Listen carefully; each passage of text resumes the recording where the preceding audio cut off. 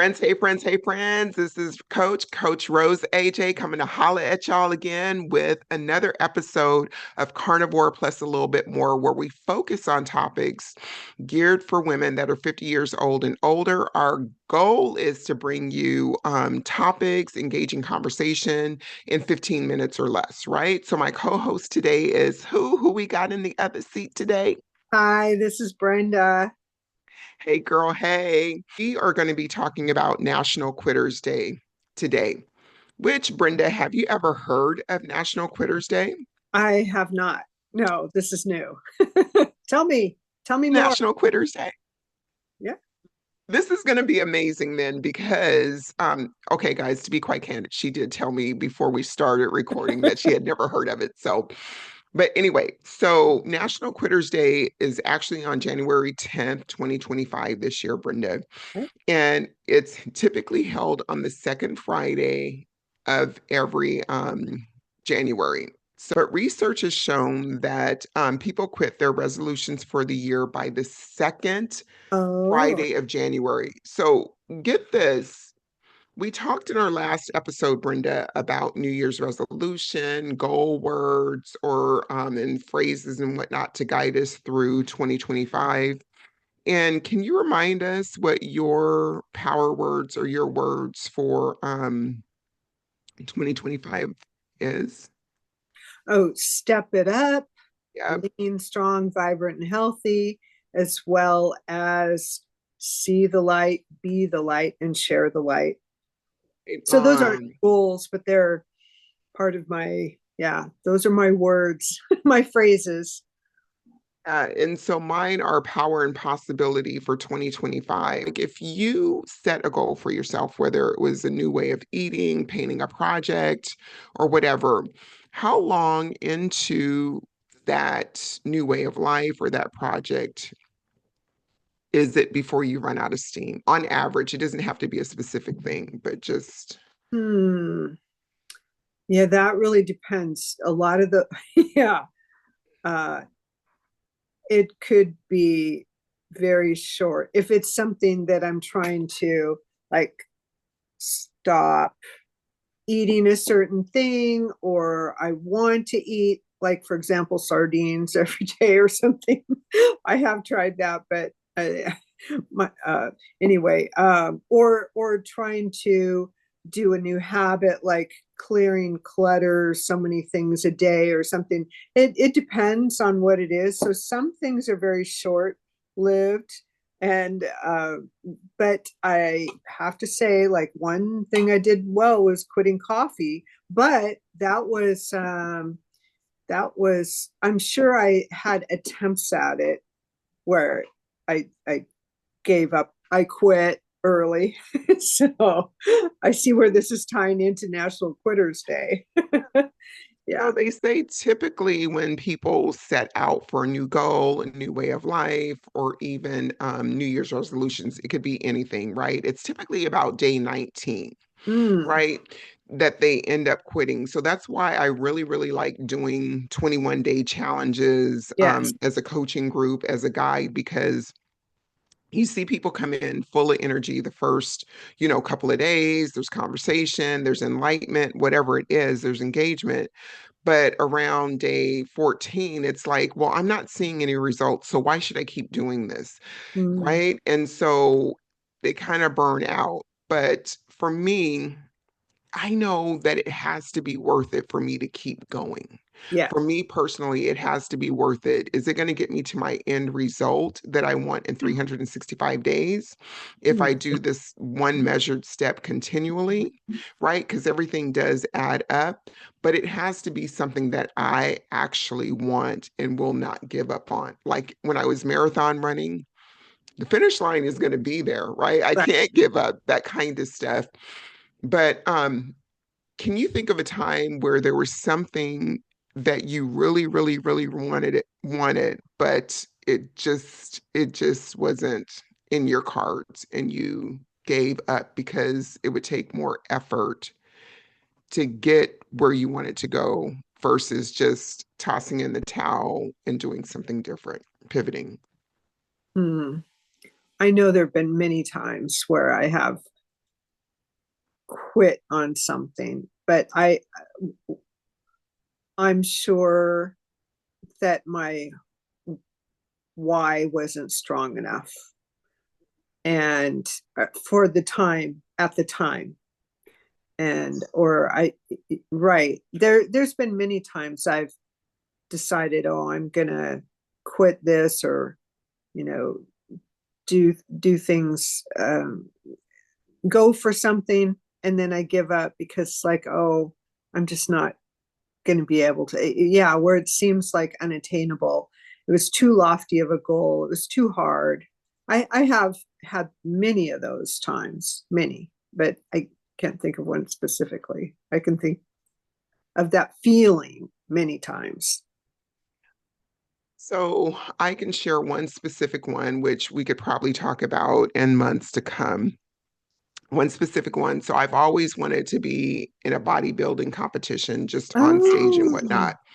But given my weight history and my issues that I've had with food and whatnot, when I went carnivore in January 2020, everything just plateaued after I dropped to a certain weight. Everything plateaued, it stabilized. And then I started thinking, well, I can go ahead and pursue that goal because I'm healthy enough Mm-hmm. physically. I know what to eat, yada, yada, yada. So I ended up hiring a coach at the end of 2020, a virtual coach. She had had weight issues herself. She was in bodybuilding, certified the whole nine. So she'd already competed for several years. So I thought she would be a perfect fit for me. We were about 15 years difference as far as Mm-hmm. age. She was considerably younger, but that didn't deter me. And as we got started, I paid her for 3 months up front because I was like, we're going to do this, yada, yada, yada. And on a lot of our calls, my main concern to her was, and I expressed it very clearly before I hired her, Brenda, I was like, well, this is the way that I need to eat, no carbs, yada, yada, yada, yada, explain my weight history and my new way of life, and that I was not scared to work hard in the gym. As a matter of fact, I loved doing that. And so, somewhere after the first month and a half, she brought up the fact that she was concerned that I had cut out a whole food group or a macronutrient group. And my concern also was how much weight would I need to lose because I was stabilized at 170, which was really, really lean for me. Mm-hmm. And she goes, they don't go by your weight, yada, yada, yada, and all that good stuff. It's more about the look, the physique. Then she started leaking, which I should have picked up as red flags, as well, you're probably going to have to lose about 15 pounds. The conversation changed. Now, Brenda, mind you, there are things that I want and I will go for it very aggressively, right? I would not be able to sustain a 150 or 155 pounds healthfully. Then I No. started becoming, I would say, obsessed, right? Right? Obsessed. And then I was like 2 weeks later, I'm like, God did not call me into this arena to be on stage and not to be of service to myself, my family, and others that I want to serve. So I pulled the plug on that because I knew where it was going, right? Right. So there are some times that you have to quit on your dreams. You just have to quit Yeah. on your dreams because of the damage that may be Mm-hmm. done along the way or in the aftermath.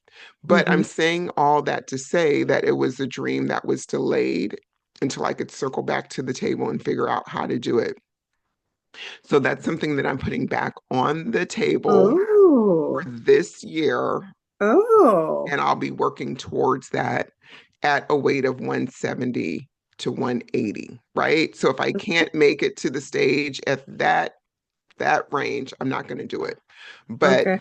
yeah, yeah, so that's something, where you quit and then you reassess or you never Mm-hmm. visit it again, but if you do, you Yeah. come back on different terms. So yeah. Right. That's Mhm.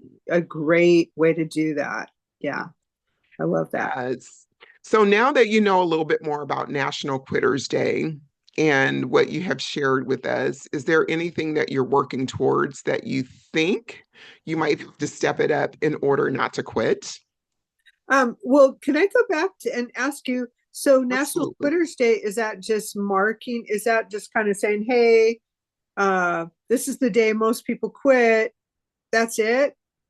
Well, it's in January, so it's this ties into New Year's resolutions, Right. but quitting on goals typically happen around the 19-day mark. Uh-huh. So because we're talking about this for January New Year's resolutions and Right. whatnot, so being January 10th this year, yeah. So it's not a day to celebrate. It's just Well, a day marking when most people will quit their New Year's years. resolutions. Hmm. But Okay. actually, we're going to be celebrating because we've pushed past that. We've Okay. educated ourselves on that.